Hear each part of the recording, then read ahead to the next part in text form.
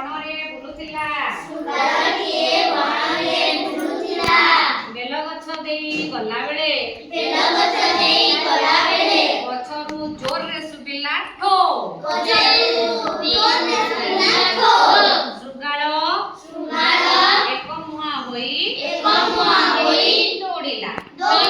ବାଟରେ ଠେକୁଆ ପଚାରିଲା କଣ ହେଲା? ବୁଝିପାରିଲ କି ନାଇଁ?